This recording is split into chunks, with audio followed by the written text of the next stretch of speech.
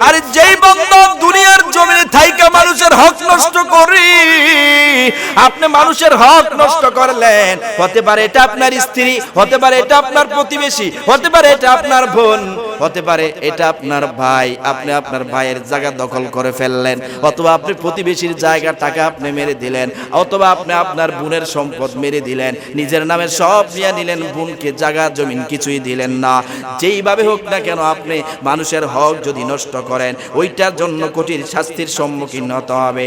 ৯ নম্বরে আল্লাহর রাসূল বলেন, যারা দুনিয়ার জমিনে থাইকা মানুষের নামে গীবত করে, হে মুমিন মুসলমানেরা, দুনিয়ার জমিনে থাইকা যারা মানুষের কথা একজন আরেকজনের কাছে লাগায়, একজনের বদনাম আরেকজনের কাছে গিয়া গিয়া বলে, আপনার কাছে আমার বদনাম বলল, আবার আপনার কাছে আমার বদনাম বলল, এই কাজগুলা যারা করে, অর্থাৎ এই গীবত যারা করে, আল্লাহর রাসূল বলেন তাদের কবরের মধ্যে কঠিন শাস্তি হবে। বলেন নাউজুবিল্লাহ। এই জন্য আল্লাহ বলেন, ওয়ালা ইয়াগতাব বাদুকুম বাদ, সূরা হুজুরাতের 12 নম্বর আয়াতে আল্লাহ বলেন, তোমরা কখনোই এই গীবতের ধারে কাছে যেও না। এটা আল্লাহ তাআলা আপনাকে আমাকে সতর্ক করেছেন।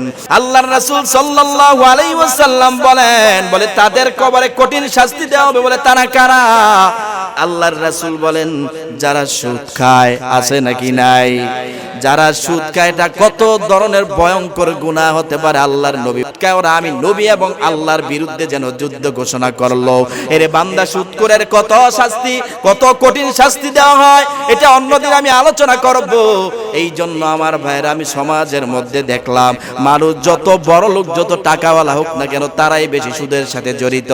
এই জন্য আমার ভাইরা, ওখান থেকে আমাদের বেরিয়ে আসতে হবে। 7 নম্বরে আল্লাহর রাসূল সাল্লাল্লাহু আলাইহি ওয়াসাল্লাম বলেন, যারা মৃত্যুবরণ করার পর তাদের কবরের মধ্যে কঠিন শাস্তি দেওয়া হবে। বলে তারা কারা? আল্লাহর রাসূল সাল্লাল্লাহু আলাইহি ওয়াসাল্লাম বলেন, যারা ব্যভিচারী করে, যারা জিনার কাজে লিপ্ত থাকে, আল্লাহ রব্বুল আলামিন তাদের কবরের মধ্যে কঠিন শাস্তি দিবেন। এই জন্য আল্লাহ বলেন, ওয়ালা তাকরাবুজ জিনা, তোমরা ভুলেও কোনোদিন জিনার কাছে যেও না। 8 নম্বরে আমার ভাইয়েরা, আল্লাহর রাসূল সাল্লাল্লাহু আলাইহি ওয়াসাল্লাম বলে তাদের কবরে কঠিন শাস্তি দেওয়া হবে। আর যেই বান্দা দুনিয়ার জমিনে থাইকা মানুষের হক নষ্ট করি, আপনি মানুষের হক নষ্ট করলেন। হতে পারে এটা আপনার স্ত্রী, হতে পারে এটা আপনার প্রতিবেশী, হতে পারে এটা আপনার বোন, হতে পারে এটা আপনার ভাই। আপনি আপনার ভাইয়ের জায়গা দখল করে ফেললেন, অথবা আপনি প্রতিবেশীর জায়গা টাকা আপনি মেরে দিলেন, অথবা আপনি আপনার বোনের সম্পদ মেরে দিলেন, নিজের নামে সব নিয়ে নিলেন, বোনকে জায়গা জমিন কিছুই দিলেন না। যেইভাবে হোক না কেন আপনি মানুষের হক যদি নষ্ট করেন, ওইটার জন্য কঠিন শাস্তির সম্মুখীন হতে হবে।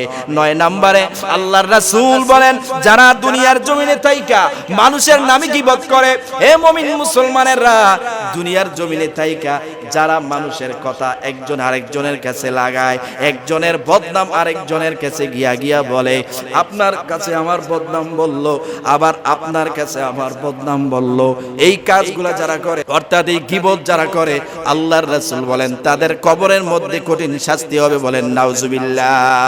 এই জন্য আল্লাহ বলেন, ওয়ালা ইয়াগতাব বাদুকুম বাদ, সূরা হুজুরাতের 12 নম্বর আয়াতে আল্লাহ বলেন, তোমরা কখনোই এই গীবতের ধারে কাছে যেও না।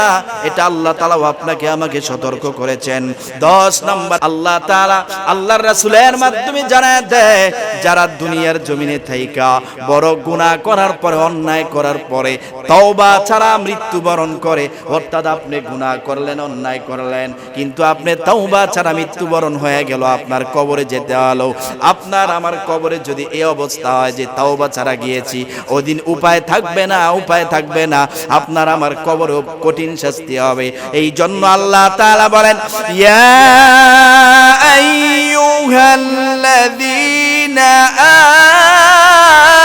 আমানু তুবু